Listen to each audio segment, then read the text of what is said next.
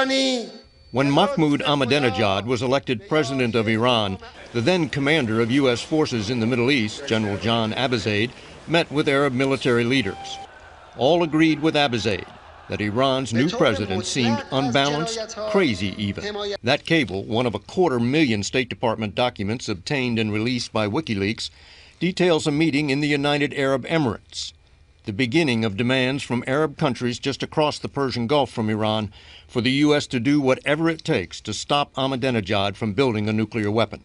Iran's nuclear program must be stopped, the king of Bahrain is quoted as saying. The king of Saudi Arabia repeatedly called on the U.S. to cut off the head of the snake. But none of those leaders would say the same in public, since it would put them on the side of Israel. The fact that these governments are exhorting and pushing the U.S. government to be more aggressive, to take military action, those revelations will not be popular in the streets of those countries in the Arab world. When President Obama took office, he unveiled a new policy of engagement with Iran, offering to talk with its leaders.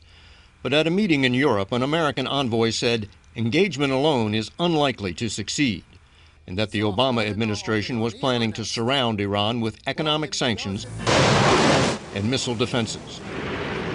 To get China, which depends heavily on Iran for oil, to go along with sanctions, the U.S. apparently persuaded Saudi Arabia's king to guarantee China it would make up any oil it lost from Iran. After President Obama canceled plans to station anti-missile defenses in Poland, defenses which Russia believed were directed against it, and placed them on ships in the Mediterranean instead, Russia indicated its willingness to move to the pressure track, support sanctions in other words. Some of these trades are embarrassing. Some of them reveal deep interests that countries have and reveal things that were never intended to be public. But the cables also make clear Iran still finds ways to beat the sanctions.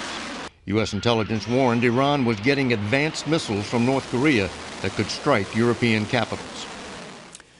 These documents detail the nitty-gritty diplomacy of trying to head off the Iranian nuclear program, and they're bound to make for interesting reading in Tehran. Russ? David, there are also revelations that some American diplomats engaged in behavior that we normally don't associate with the word diplomat. What can you tell us about that? Well, they were sent instructions to collect information that sounded more like the work of CIA agents. They were asked to collect things like credit card and frequent flyer numbers, even in some cases DNA samples and fingerprints. And like all the other documents in this massive leak, it's bound to make foreign officials more cautious and suspicious in dealing with American diplomats. David Martin at the Pentagon, thank you very much.